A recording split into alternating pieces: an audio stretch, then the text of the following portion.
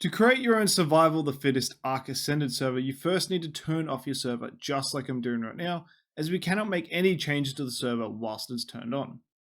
Now that the server is turned off, you want to select CurseForge mods on the left hand side under the settings tab. From here, you'll need to install two mods, and I highly recommend that you use the search feature to find them a lot easier. Once you've found the two mods, go ahead and select them for them to be installed, and you'll know they'll be installed as they will be highlighted green. Once the two mods are installed, go ahead and press the green Save Changes button. Now at the time of this video, you can only have these two mods installed on your Survival of the Fittest server. I've tried editing the Ark Additions creatures, but it kept crashing the server. So once Wildcard fixes this and allows us to add more mods to SOTF, I will go ahead and make a mention of it in a pinned comment. Now that the mods are installed, you want to go ahead and look to the left hand side, and under the settings tab, you want to select General. Alright, your first step here is to go ahead and select the platforms that you want to be able to join the server. So for this guide, I'm going to allow every single platform to join on this world. From there, you just need to scroll down and then change the name of the server, and if you want to, you can go ahead and add a password as well. Now that that's done, you want to scroll down to where it says map name and select it, and then from there, choose custom from the list. Finally, from there, you want to copy and paste the map name linked in the description, and you want to paste that in the custom map name box, just like I'm doing right now. Now with all that done and dusted, you want to go ahead on the right hand side and select the green Save Changes button. Congrats, you now have your very own official Survival of the Fittest server. Now from here, we've got two options. Option one, you can go ahead and turn on your server just like I'm doing right now. And then from there, we can go ahead and join our server, which I'll show you how to do in a moment. Option two, on the other hand, is to jump to the next timestamp, where I'm going to teach you how to further edit and customize your Survival of the Fittest server through INI changes. Alright, now that you're in Ark, the first thing you need to do is open the mod list and go ahead and install the two mods that we installed on our server, as without them, you won't be able to join. Now that you've got those mods installed, go ahead and select Survival of the Fittest tab on the left hand side. And then from there, you want to select Unofficial. And then from here, you want to make sure that all the search filters are correct, especially the password protected one. From there, you can go ahead and search for your server if it appears in the list. Otherwise, you can go ahead and use the search filter on the top right to go ahead and find your server. Once you've found your server, you simply need to select it just like I'm doing right now. And then if you put in a password, type it in, you'll be able to join your server. And then bada bing, bada boom, you now have your own Survival of the Fittest server that you can play with your mates. Alright, so the first option we're going to do is enable gameplay logging. Now the reason we're going to enable this setting is it will create a timestamped kill and winners log, making it easy if you're hosting tournaments. Once that is done, go ahead and select the green Save Changes button before continuing. Now, in order for us to further edit our server, you need to select config files under the settings tab. This will take us to our game.ini where we can start our editing process. To start, scroll down to the bottom of the game.ini and feel free to add in the 8 following INI options, which are going to be listed in the description. The first allows us to increase or decrease the amount of damage dealt to the selected tame creature. Lowering the value causes your creature to take more damage, but increasing it gives our creature more resistance and thereby allowing it to take less damage. The following one is similar, but this time it determines how much damage the set creature deals. Lowering the value causes less damage, while increasing the value causes more damage. So setting this to 2.0, for example, I would deal twice as much damage. You can also change this to affect wild creatures, as you can see by the two settings below these. Moving on to the Tamed Dino class stamina, increasing this setting gives the selected tame creature more stamina that they can use, but decreasing it gives the creature even less stamina that they can use. So as you can see in this example, I decided to give my Spino more stamina, and therefore, as you can see, it has quite a lot now. The next is the Tamed Dino class speed. By increasing the setting, your tamed creature's base speed will be increased. However, just be careful not to increase it too much, as you'll have a very fast creature, as you can see on screen. You can also edit this setting for wild creatures as well if you want.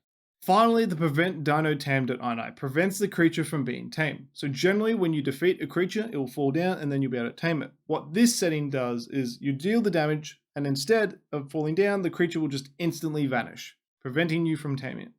Now that I've explained the settings, let me show you how to edit them. And for this tutorial, I'm going to copy and paste the stamina setting for the Tamed Dino class, as you can see. From there, you want to go onto the Ark Wiki and specifically the Creature ID page. And I'm going to go ahead and use the Bronto for this example. And from there, I'm going to now select the key part of that creature ID that I need for this INI edit. Once I've got that, you want to copy it and then return to your game.ini. Now simply replace the first part of the creature ID just like I'm doing right now.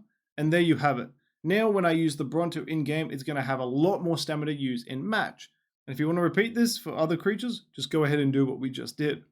With all that done, then you need to go ahead and press the green Save Changes button. Then once the server is saved, go ahead and select where it says game.ini, and in that drop-down menu, you'll see Game User Settings. Go ahead and select that. Now that we're in the Game User Settings.ini, the first thing we're going to do is locate the server settings header. And the reason is some of the codes that I'm about to add will only work whilst under this section. Now the first setting is to auto-create tribes. By setting this to true, this automatically forces players into a tribe, which is needed if you want to do a solos match. The next settings relate to the filtering of words within game chat. Now, to be honest with you, I haven't had much success with this, so I can't speak to how to fix it, but I can provide links in the description from the wiki as well as Wildcard themselves to help you give an idea on how to get this sorted out. Next is enable player through ally. If set to true, players can walk through their dinos. The next one is enable player move through sleeping.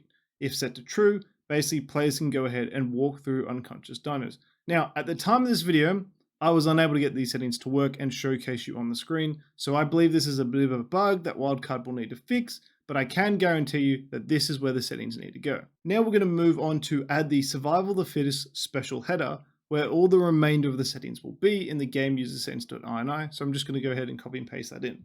So the first setting is tamed dino damaged against players. Basically, if we increase this setting, then tamed creatures will deal more damage to players, and this is set to 0.5 by default on official servers. The next one is wild dino damaged against players. Now, if we increase the setting, wild creatures deal more damage to players, and if we decrease the setting, then they'll deal less damage to players. Now, by default, this is on 0.85 on official servers, just like I've got it set right now. The next are the phase multipliers. Now, basically, these come in 3 different sections, and they're set for all the phases of the matches. The first one determines the amount of experience you will gain when your creature defeats an enemy. So if we increase the setting, then we'll get more experience when we defeat a creature, and therefore our creatures can get to level 3 a lot faster. The second is token cost. Now, by increasing this, it means we'll have to spend more tokens to actually tame a creature, as well as to heal the creature or to force level them up. But if we decrease the setting, it means we can use even less tokens. So for example, if you set this really low, you can then practically tame any creature on the map for 0 tokens. And then the final one is the token reward. Again, if you increase the setting, you'll get more tokens per kill. And then if you decrease the setting, you'll get less tokens per kill. The next setting we're going to be looking at is prevent bosses. Now, if set to true, then the boss summon terminals will no longer spawn on the map, preventing you from taming them. Or you could use the prevent retaming boss setting. Now, if set to true, then when a boss is defeated, you or the players will not be able to retame the boss, making it a one-time use. Going on from there is prevent dino supply crates. Now, if set to true, the dino crate will no longer spawn during the match, preventing people from getting those really high-level tames when they drop. Then going on from there is prevent spectator. Now, if set to true, then once a player is eliminated, they won't be able to spectate no longer. The next one is prevent tribes. If set to true, prevents players from making their own tribe, which is key to making a free-for-all match. And then to add on to that is the max players per tribe. This allows you to set the tribe limit to be either solos, duos, trios, or 4-player tribe. Now we're going to be moving on to some of the core settings. So the first one is time to start match. Now this controls how long in seconds until the match starts once the parameters have been achieved. So that parameter is the minimum tribes to start the match setting. So for example, if I have this set to 4, then once I have 4 tribes, the match timer will then tick down, and then as soon as that reaches 0, the match will actually begin. However, if I don't have enough tribes, but I have enough players, then there's 2 other settings that come in hand. And the first one is the time to quick start the match. Now this basically works in seconds on how long until the match begins once the parameters have been met. So basically that parameter relates to minimum players to quick start the match setting. So once you have enough players, say for example 10 as I've set it, then the quick timer will start to count down, and then once it's hit 0, the match will begin. And the last setting is Rider Dino Collision. Now set to true. When you're riding a creature or possessing one, you can walk through any of your other tamed creatures. Now this setting is supposed to be under the server settings header, however I can't get it to work for some reason, and I've only found it to work under this section, so there you are. With all that done and dusted, go ahead and press the green Save Changes button, and then once that is done, you can go ahead and start your server whenever you want. Thanks for watching the video. I look forward to chatting with you in the comment section, and take care.